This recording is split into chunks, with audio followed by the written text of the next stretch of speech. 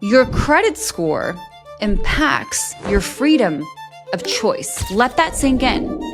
It impacts your freedom of choice. If your credit is subpar, you no longer get to choose and design your own life. You are subject to whatever terms you are given. And that's a world that I personally did live in. And I moved away from that. And I want you to not be in that world anymore.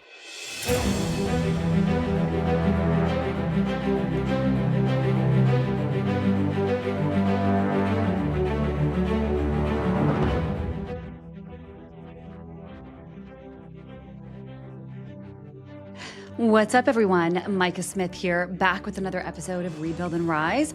And today I want to talk to you about credit, how to fix it, and what you can do on your own versus what a professional could be or should be helping you with.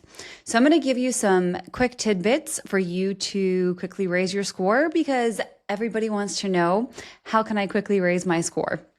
So what I want to do is I actually want to go over the basics of what I actually go over in my presentations when I go out into the field and I teach loan originators, investors, brokers all over the country as far as how this stuff works. Because the way credit works is, I always say, it is not common sense. So common sense logic, I want you to take everything you think you know and throw it out the window when it comes to credit, because in the world of credit, there is no logic. It's actually very counterintuitive.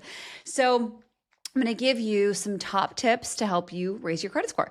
So the first thing I want you to know is, generally speaking, we say don't touch collections, don't touch charge-offs, but I'm going to get really nitty-gritty, because general overviews and general principles are great to sell headlines, right? So it's like, don't pay a collection, right? But that doesn't always ring true. And let me tell you the instances when it makes sense to pay a collection and when it doesn't make sense to pay a collection. So let's say, for instance, you have something on your credit report and it's 4 years old. The older something gets, the less it will actually impact your credit score. So let's say you have a Verizon collection that's 4 years old. You're not even sure if it's yours. You're definitely not sure about the dollar amount being correct. So if you go to Verizon and you say, I want to pay this off, and you settle it for less than what is owed, what will happen is this. Verizon will then say, we are going to communicate to the bureaus that this has been satisfied. So you're like, great, I did what I was supposed to do. My scores are going to go up. Here's the problem. What ends up happening is, so there's a little acronym on the credit report, which is DLA, and DLA stands for date of last activity. So essentially, the newer the activity, the more impactful it is to the actual credit score. So if you have something that's 4 years old and you pay it, you now restart the clock. And a lot of algorithms will actually pick up that collection as brand new. And so the scores end up going backwards. And that negative item, I always ask my classes, I'm like, how long do you think negative items sit on the credit report? A lot of people think it's like 2 months, 6 months, 3 months, a year. No, it's 7 years. So from the day that it hits, it stays on the report for 7 years. And technically we go from date of first delinquency. That's really what we're looking for on our side, just so you know. We are going to get a little bit technical here. So that way you actually know what to be asking for or looking for. So date of first delinquency, we're generally looking for when it comes to things like charge-offs and credit cards and things of that nature, to determine the age of something. So you really need to figure out what the statute of limitations is in your state, because every state is a little bit different. So in the state of New York, the statute of limitations for how long you can be sued on a debt changed from 6 years to 3. So the instance that I gave, right, the Verizon collection that was 4 years old, in the state of New York, Verizon legally can't come after you for that anymore and sue you. They can still request their money, but they can't sue you. So they can't garnish your wages, things of that nature. So it's really important to know when it makes sense to pay something and when it doesn't sense to pay something. So the older it is, the less it impacts your score, depending on who owns it. If you satisfy Verizon, Verizon legally will not do what's called a pay to delete. They will restart the clock, and then the negative item sits another 7 years from the date of satisfaction. So generally speaking, paying off small collection item is counterintuitive, because it usually ends up taking you backwards. So unless you have a pay to delete agreement in writing, then you are going to find yourself in a situation where you're like, oh, what in the heck just happened? I just parted ways with all this money, and then my score is worse than ever. Now, what our company will go in and do, we will go in and attack how it's reported. So we're not attacking if it's yours, we're attacking how it's actually reported. And the thing with credit and credit restoration is that most items on credit reports are not reported correctly. And it's to your advantage when we're fighting it for you. If you are looking at it from a standpoint of, right, it's actually hurting you, that's actually problematic, which is again why we fight on your behalf to try to get these negative items completely removed from the credit report. So don't fret, don't worry if you've already made the mistake of satisfying the item without asking and confirming that you have a pay to delete letter in hand, right? The scores have dropped. That's what we go in and do, is we actually advocate and fight on your behalf at the bureau and at the creditor level in some cases. Generally speaking, we really like dealing heavily with the bureaus, but in some cases we will deal directly with the creditors as well. They can be a little more challenging to deal with, we have seen over the years. So it's generally speaking, the bureaus are oftentimes a little bit easier to work with when we're trying to get things off. So don't fret if you've made the mistake, but generally speaking, as a rule of thumb, don't pay things off unless you can get a pay to delete. Now, what I'm going to do is I'm going to give you some information that's really interesting. So there's a total of 15 states where medical collections are no longer allowed to report. So I'm in New York. So New York is one of them. So medical collections will not be on your credit report if you live here in the state of New York. So be aware of that. And if you actually go to my Instagram, you see one of the posts I posted there, I did list out the full 15 states that actually don't report medical. It's actually banned in your state. So the new rule, however, that was implemented after COVID is that the bureaus did agree. So if you live in any of those other states that aren't listed and you have medical that ends up on your credit report, a collection, the new rule that was put into place is that if there's a medical collection on the credit report and it gets paid, then the bureaus have agreed to remove this from the credit reports. And this was implemented after COVID. The other thing that was implemented is that now anything less than $500 also will not report to your credit report. So they really look at medical a lot differently than what they used to. And again, this was after COVID. So they felt like they deserved a classification all on its own. They shouldn't be jumbled up into the same category as credit cards and car loans and mortgages and all of the like. So they are now in a category all of their own. So if you have a medical collection on the credit report, the good news is you can pay it and it would get deleted because of the new rules that were put into place. Now, the bureaus can revoke this at any time if they so choose to. However, this is still actively going as of right now. I've had no issues with this as of late. So here's a list of companies. If you have these third-party collection agencies on your credit report, if you recognize them and you agree with the amounts, regardless, if you recognize them, you're like, yep, that was mine, you can go to these companies and do a pay to delete, assuming they're within the statute of limitations in your state. So again, your state is going to have a statute of limitations for how long something is legally collectible. Statute of limitations for how long something can report doesn't change per state. That's the same. That's going to be 7 years when it comes to negative items. Some items are all the way up to 10. So bankruptcies, right? You're going to see some of those on the report for 10 years. So what happens is you have these collection agencies on the report, you can do a pay to delete. So LVNV is one of the most common ones. They're also known as Resurgent Capital. They are very well known to do a pay to delete. It is a third-party collection agency. You have Midland Credit Management. Oftentimes, they will remove it. They will do a pay to delete if they've owned it for about 2 years. So just do your research on this and make sure that they've owned it for a while. Again, you want to check the statute of limitations. Do you even owe it? And a lot of times, our clients will get paperwork, and they will send this in to us. And again, this is what we'll help you with. But they send in paperwork to us, and we'll see paperwork from a client, and it will say that this is no longer legally collectible. It may be past the statute of limitations. However, you can still pay this, da, da, da, da, da. So they legally have to put that disclaimer on the paperwork. And so generally speaking, we're just very good at advocating and reading through stuff for clients. I know when you are in the heat of the moment and when someone is sending you collection notices and letters, it's just known that it puts you in a state of mind where you're not really thinking clearly, and it's very overwhelming and you don't really know if you're doing the right thing or the wrong thing. So our team will help you navigate if you have any of these notices and let you know, hey, this is not legally collectible anymore in regards to they're not going to sue you for this, and we'll give you your options. And so then in turn, we can try to remove these things if they're still on the credit report, right, based off of how they're reported. Again, most of them are not reported correctly, and sometimes to your detriment, which is even scarier. It can actually suppress the scores more than they should be, just again, based off of inaccurate reporting. And again, that's what we do as a company, is we clean these things up based off of the laws that govern the creditors in the bureaus as to how they're supposed to report things.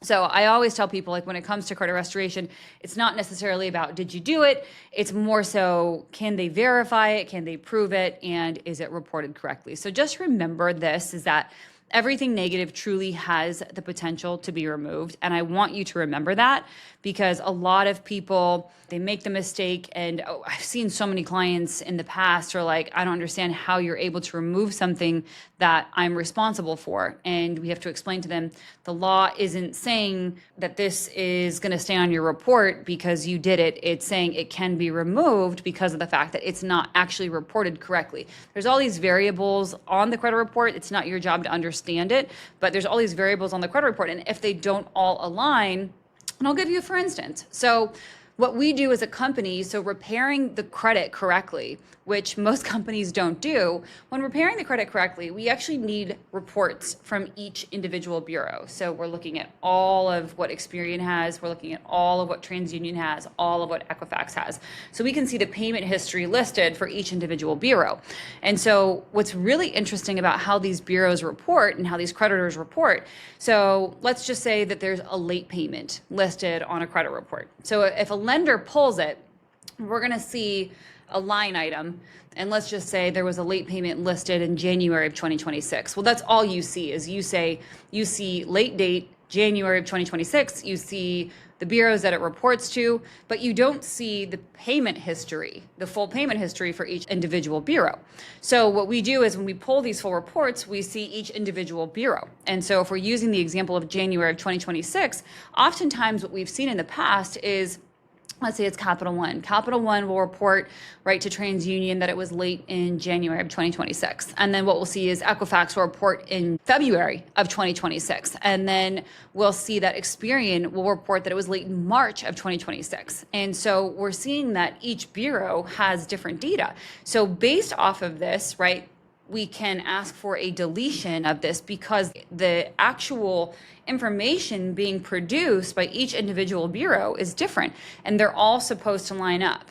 So that's just one example, and there's literally thousands of different scenarios where things just don't line up between each bureau. Each bureau will have different data on each individual creditor, and that's where a lot of the problems fall. And so that's what we do, and that's what we fight all day, every day. So to wrap your head around credit restoration, I still remember when I was in this business, when I got into this business about 13 years ago, and I still tried, I just could not understand. I'm like, how do these things get removed from the credit reports? And I couldn't understand for the life of me.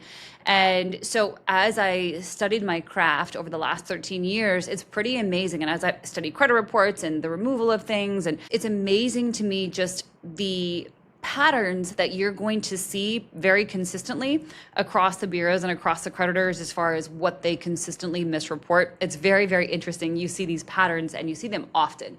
So I just want you to wrap your head around the fact, like, if there is something on your credit report, if it's negative, if it's not yours, if it is yours, we want to evaluate it and see if it makes sense for us to go after it based off of how it's reported, because it's a really big deal when there's these misreported items on the credit report. It's been said that 80% of items on credit reports are actually misreported to your detriment. That's a really high number, and I think I said that earlier, but I'm going to repeat myself again because it's such an important thing to remember. So to just recap, right, so we talked about what to pay, what types of collection agencies will do pay to delete. So a recap, you've got LV&V funding, portfolio recovery, which is also known as Resurgent Capital. You've got Midland Credit Management. We already talked about medical. Now here's the other thing that I want you to do. So there's a lot of misinformation going on out there as far as what should be paid, what shouldn't be paid. So I want to talk to you about credit cards because a lot of people will default on their credit cards. And so the thing to understand about credit cards is that when a credit card is in charge off status, first of all, if it is not past a statute of limitations, you owe that money and they look at it as income. So if you've recently defaulted on a credit card, I would implore you to call the credit card company and settle for less than what you owe and what you want to do from there so we can work on trying to remove the satisfied charge off. But the reason we do this, number one, so when we're qualifying people to see if they are a good fit for our program, this is one of the biggest things we look at. We look to see if you have a bunch of brand new unsatisfied credit card charge-offs. And we ask you, what's your plan? Because if you don't have a plan, one, even if we get these things removed from the credit report, I'm going to tell you it's going to be extremely hard, right? If they're not past the statute of limitations, the creditors are going to have a significant amount of data. They're going to have a significant amount of pushback to try to keep these things on the credit report. And we will get stacks and stacks and stacks of paperwork, trust me, to keep these things on the credit report. So what we do though is we have the client actually reach out to the credit card company if it's within the statute of limitations, and we do want you to settle it. Because again, they look at it as income and they're probably going to sue you. And so even if, let's say, we remove it from the credit report, you still owe that money. And that's one of the biggest questions we always ask clients, like, are you prepared to settle this even if we get it off of the credit report? And if their answer is no, I don't have the funds, we don't take them on as a client. So if you have recent credit cards that have been charged off, settle them. You can settle them for less than what you owe, right? A lot of that is going to be interest and fees and penalties. So you can negotiate for less than what you owe, and then we can start attacking the satisfied charge off from there, again, based off of how it's actually reported on the credit report. So we would want you to satisfy a credit card charge off. The other one that you're going to be on the hook for is a personal loan. Okay. So a personal loan, again, that's money that you were given and you spent however you wanted, right? That's cash money in your pocket. So you also want to be aware that personal loans, right? You need to be prepared to pay those back in some way, shape, or form. So you want to be in communication with the lenders, because if you're not, right, again, they're going to sue you and they're going to come after you and they can garnish your wages if they win. So we just tell you, stay ahead of it, be in communication. You're talking to people at the end of the day. And you just want to communicate with them and let them know, hey, I'm going through this. And is there a way for us to come up with some sort of a payment plan? And I will tell you, these creditors will come up with a payment arrangement with you, so that way you're not constantly looking over your shoulder, because that is not going to be a good day when a sheriff comes to your door and they serve you papers letting you know that you've been sued for this astronomical balance. Now, the one thing to know about credit card debt, so if you have, let's say you have a $5,000 balance and it's a charged off credit card. Let's say you settle and you get a settlement for $1,500, right? They agree to waive $3,500, which happens all the time. So if that's the case, be aware that the money that you didn't give them, you will pay taxes on, because they look at that again like income. So that $3,500, you will get something in the mail to give to your CPA, right? So that way you can pay the taxes on that balance, because again, they look at that as income. So be prepared for that, as that's a very real thing. Now, the items that we don't generally have clients touch because of the amount of wrongdoing that typically happens in them is repossessions. So generally speaking, with cars, auto loans, generally speaking, we don't have clients touch repossessions because of, again, the magnitude of things done wrong during the actual repossession process. So we want to do a significant amount of discovery, and we'll go through a significant amount of questions just to make sure things were done copacetically, which again, it's very rare that they are. But we generally don't have clients touch repossessions because, again, there are so many things that are mishandled throughout the process, and it's very common. It's pretty easy to find things that were done wrong. And usually what happens in these cases is a lot of the times the companies are double and triple dipping. So the balances that are existing, they are not actually correct. So we are usually helping people through those types of things. So we don't want you to just go about this willy-nilly, like thinking I'm just going to pay everything off and it's going to be fine. There are some things that you need to handle and address, and there are certain things that you don't. And we'll work closely in tandem with you to make sure that we put you on the right path. But as a general rule of thumb, right, you want to deal with credit cards, you want to deal with personal loans, and of course, deal with we'll go to the positive in a little bit. I gave you the items that you can do a pay to delete with, right? And so the next thing that I want to address on this podcast is I do want to address the one other thing that is just keeping scores so suppressed. So in my classes, and I wish I had my little pamphlet here, but in my classes, I do teach the importance of credit cards. So credit cards, they do weigh 30% of your entire score. So versus if you look on my pie charts, so when I teach this, I show people the difference. So usually I have, again, my pie chart with me. So I'm showing you installment loans, and installment loans, they're going to be this little 10% section over here versus you've got your credit cards that are this 30% section over here. So your $500 credit card is going to weigh more than your $500,000 mortgage. Let me say that again. Your $500 credit card is going to weigh more than your $500,000 mortgage. The importance of maintaining and managing credit cards is in an effort to be able to get the mortgage, to be able to get the car loans, to get the student loans, the personal loans at a great rate. If we manage this, then when lenders are evaluating our profile to see if they want to give us bigger loans, then that's what they use the credit cards for, to evaluate how you do with this to see potentially how you will manage this. And this is the problem with America and with us, is that we're like, oh, I can't afford it, put on a credit card. I'm struggling in life, I'm depressed, I'm going to go put it on a credit card, not having the means to pay it back, not realizing what it's also doing is it's tanking the credit score.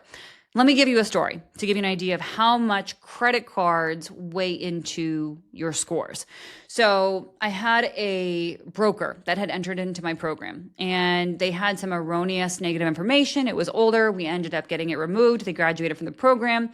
And as they were exiting, they were like, I don't understand why my scores are still so suppressed. I still have a 590 credit score. And we explained to them it's because your utilization on your credit cards is so high. They were maxed on their credit cards, and on a couple of their credit cards, they were over the limit. And so we said, as soon as you get these things down, your scores are going to skyrocket. So they did exactly as we told them. And then a month later, we get a text message. They went from a 590 to an 802. Insanity. Absolute insanity. And they were overjoyed, absolutely elated. And for the first time, the light bulbs went off. They were like, oh, I didn't realize. And we're like, yeah. So the biggest thing that you have to manage is going to be your credit cards, because it's going to impact everything else that you do thereafter.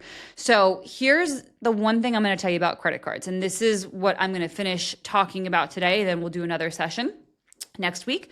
So when it comes to credit cards, you need to be at 6% utilization or less on each individual credit card. And it needs to be at 6% utilization or less by the time it reports. So how do you find when it reports? I will tell you. So every credit card is going to be a little bit different. You have verbiage that will say something like closing date. It might say statement balance as of, and then it will give you a date. That is your reporting date. So that balance on that day, that gets reported to the credit bureaus. That's it. So all of these fake credit people that are like, pay your credit card 2 times a month because you get credit for paying it twice, they're just telling you something that I don't know where they heard it, but it's wrong. This is how it works. They only report to the bureaus 1 time a month. Otherwise, if they were reporting to the bureaus multiple times a month, I would have like a 15,000 credit score because I pay my credit card so many times a month. So essentially what you need to do is just know your reporting dates. And again, each individual credit card is how it works. So if you have a $1,000 credit card, you want to be at 6% utilization. If you have a $10,000 credit card, you want to be at 6% utilization. It's not everything added together. It's each individual card broken down. So The number one factor I want you to focus on, so get your utilization down on your credit cards, and I want you to do me a favor, put everything on auto pay. Missed payments are the single largest contributor to actual setbacks. It's not a small mistake, it's a monstrous setback. One missed payment. So I have told and taught this statistic for years. But if you have a perfect credit score, 850, totally unnecessary. Principle is the higher you are, the harder you fall. If you have one 30-day late on a credit card at an 850, your score drops 180 points. It's so significant. And it stays with you for a full 7 years. And late payments can be one of the single hardest things to remove from a credit report, especially if the item is open and active. So you want to make sure to put everything on auto pay. I will tell you, there was a client that had one missed payment and he was getting ready to close on his home. The lender repulled his credit. To be able to still move forward with the home, with everything the way that it was, he had to put down an additional $230,000 to be able to still obtain this home. Now, granted, it was a very expensive home, but that one missed payment to maintain everything the way that it was, to be able to still get approved, he had to put down an additional $230,000 for one missed payment, which he obviously said was a mistake. It shouldn't be there, which is why we exist. But he got to us after the fact, and now we're helping him with it. So the biggest thing that I want every single person that is listening to this podcast today to focus on is I want you to start with what I talked about in the beginning. If you have negative items, I gave you the instructions that you need to follow, right? From medical to third parties to credit card charge-offs to non-credit card charge-offs, right? Installment loans. Now you understand how utilization works, when to pay your credit cards, when to get them down by, what you need to get them down by. But in addition to that, you need to put everything you have on auto pay because, again, the setback is real. And I want to end with this. Understand something. We are coming up to the 250th anniversary in the United States of America. And by the time this airs, we will have just celebrated our 250th anniversary of America. And we are the land of the free, the home of the brave. But here's one thing I want to stress to every single person listening and watching today. Your credit score impacts your freedom of choice. Let that sink in. It impacts your freedom of choice. If your credit is subpar, you no longer get to choose and design your own life. You are subject to whatever terms you are given. And that's a world that I did live in. And I moved away from that. And I want you to not be in that world anymore. And I know that so many people just oftentimes they ignore it, thinking that, oh, if I ignore it, it's just magically going to get better. It's not. That's like thinking that if you just ignore your spouse, that you're just going to magically have this amazing relationship. Or if you ignore your body, you're just going to have a six-pack and I can just randomly wake up one day and be healthy. It doesn't work that way. If you ignore your finances, you just wake up one day, you're not going to have $1 million in the bank account. It's calculated. You have to have a calculated plan and you have to be strategic about your life, which means facing the music. And I really want to talk about the things that you do lose out on when the credit is subpar. And the biggest one is freedom of choice. And you are barred from certain things like certain jobs. You realize that certain jobs, certain careers, you will never be able to obtain because your credit is not where it's supposed to be. I had this happen to me 14 and a half years ago. I had applied for a job. And again, I believe Romans 8:28, right? For all things come together for the good of those who love the Lord, who are called according to his purpose, right? So it all happened for good. I ultimately was put into the place that I was meant to be, but I was declined for a job because they said there was something on my credit. I didn't even know how to check it back then. I was like, what? My credit? I was like, I don't know. Is it bad? I was like, I didn't even know it was on there. And Again, they say that you're most qualified to help the people or person that you used to be. And I used to be the person who would avoid it. I wouldn't look at it. And I would just I was that person who would go to the dealership and I would close my eyes and I would apply and be like, how'd I do? Not so good, miss, not so good. And it really limited my options, and safety is a big thing, right? It eliminates potentially good neighborhoods or the ability to move into a good neighborhood because right now you're only approved because of your credit score to live here. And it really keeps us stuck in a vast number of ways that we're not even computating in our minds, a lot of times just because we don't want to. A lot of us, it's going to prohibit us from leaving a legacy. It's going to stop you from opening that business and leaving it to your children. Because if you don't have good personal credit, guess what? You're going to really struggle opening a business because any business lines of credit is going to be based and derived from your personal credit score. What else does it keep you from? It keeps you from potentially saving money. Do you realize the average person in America spends $2,100 a month in interest? That's just interest. And do you realize, right? So if you were to take $500 a month and based off of the rate of return for the last 30 years with the S&P 500, do you realize if you just took $500 a month and you were to invest it into the S&P 500 instead of just giving it to the bank, if you were to invest it over 30 years, you would have $1.1 million. 1.1. Are you worried about retirement? Well, there's your retirement. Start now.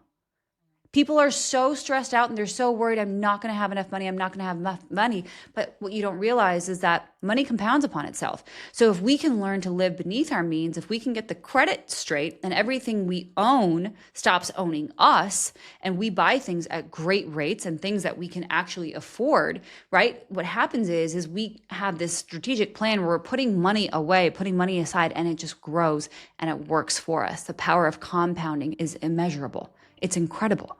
So I would implore every single one listening today, if this message helped you, if it resonated with you, do me a favor, leave a comment below. Tell me which one resonated with you the most. And what I'm going to do is I'm actually going to be dropping a quiz at the bottom of this podcast. And in this quiz, it's actually going to tell you what is your credit score actually ready for.